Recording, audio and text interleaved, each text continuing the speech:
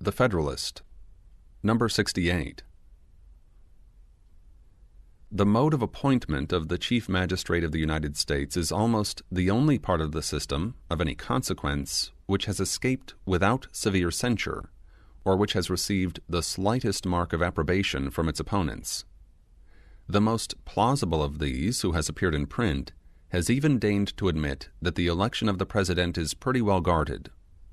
I venture somewhat further, and hesitate not to affirm, that if the manner of it be not perfect, it is at least excellent.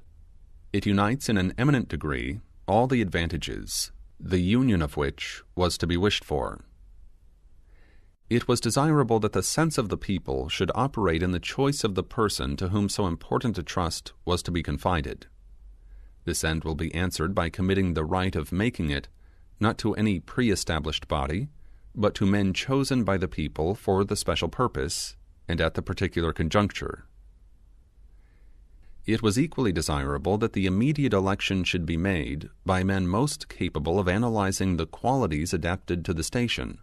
and acting under circumstances favorable to deliberation, and to a judicious combination of all the reasons and inducements which were proper to govern their choice. A small number of persons, selected by their fellow citizens from the general mass, will be most likely to possess the information and discernment requisite to such complicated investigations. It was also peculiarly desirable to afford as little opportunity as possible to tumult and disorder. This evil was not least to be dreaded in the election of a magistrate who was to have so important an agency in the administration of the government as the President of the United States. But the precautions which have been so happily concerted in the system under consideration promise an effectual security against this mischief.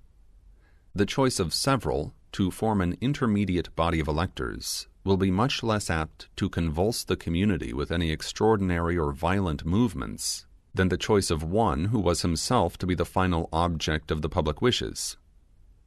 And as the electors chosen in each state are to assemble and vote in the state in which they are chosen, this detached and divided situation will expose them much less to heats and ferments which might be communicated from them to the people than if they were all to be convened at one time in one place. Nothing was more to be desired than that every practicable obstacle should be opposed to cabal, intrigue, and corruption. These most deadly adversaries of republican government might naturally have been expected to make their approaches from more than one quarter, but chiefly from the desire in foreign powers to gain an improper ascendant in our councils. How could they better gratify this than by raising a creature of their own to the chief magistracy of the Union?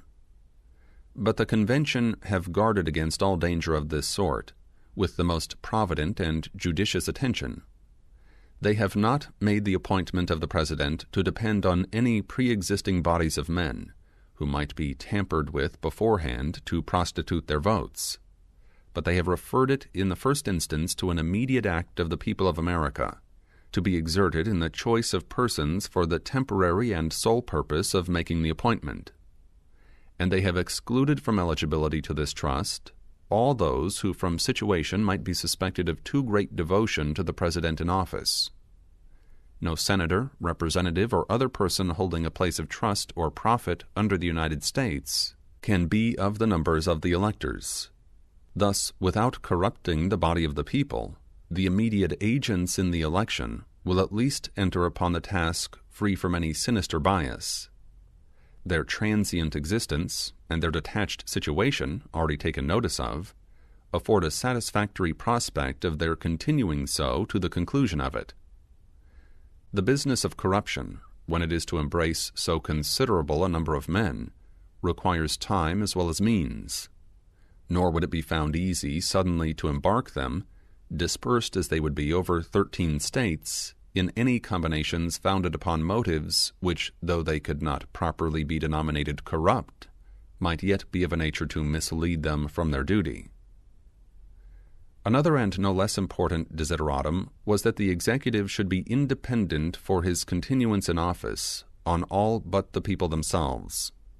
he might otherwise be tempted to sacrifice his duty to his complaisance for those whose favor was necessary to the duration of his official consequence. This advantage will also be secured by making his re-election to depend on a special body of representatives, deputed by the society for the single purpose of making the important choice. All these advantages will happily combine in the plan devised by the convention, which is that the people of each state shall choose a number of persons as electors, equal to the number of senators and representatives of such state in the national government, who shall assemble within the state and vote for some fit person as president. Their votes, thus given, are to be transmitted to the seat of the national government,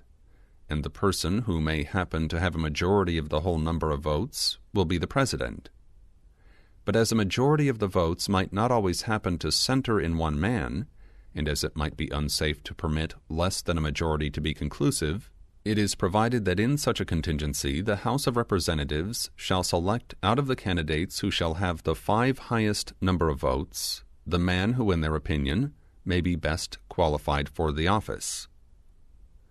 The process of election affords a moral certainty that the office of president will never fall to the lot of any man who is not in an eminent degree endowed with the requisite qualifications.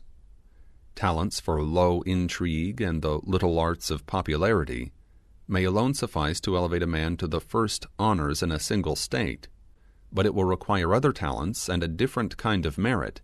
to establish him in the esteem and confidence of the whole Union, or of so considerable a portion of it as would be necessary to make him a successful candidate for the distinguished office of President of the United States.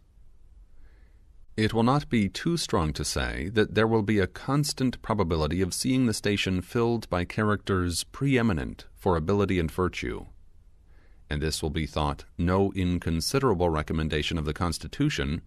by those who are able to estimate the share which the executive in every government must necessarily have in its good or ill administration. Though we cannot acquiesce in the political heresy of the poet who says, "For forms of government let fools contest, that which is best administered is best," yet we may safely pronounce that the true test of a good government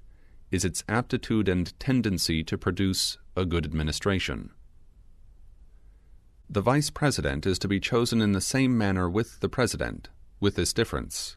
that the Senate is to do in respect to the former what is to be done by the House of Representatives in respect to the latter.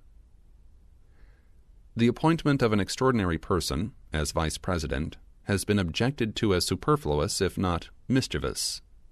It has been alleged that it would have been preferable to have authorized the Senate to elect out of their own body an officer answering that description. But 2 considerations seem to justify the ideas of the convention in this respect. One is that to secure at all times the possibility of a definite resolution of the body, it is necessary that the president should have only a casting vote, and to take the senator of any state from his seat as senator, to place him in that of president of the Senate, would be to exchange, in regard to the state from which he came, a constant for a contingent vote. The other consideration is that as the vice president may occasionally become a substitute for the president in the supreme executive magistracy,